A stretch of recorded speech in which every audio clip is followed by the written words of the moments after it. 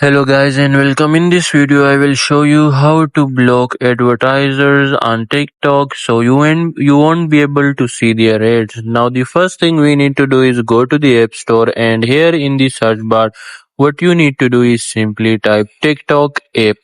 Now once you type TikTok app, TikTok update will appear. As you can see, you have to update it to the latest version. Once updated, you will simply need to go to the TikTok app.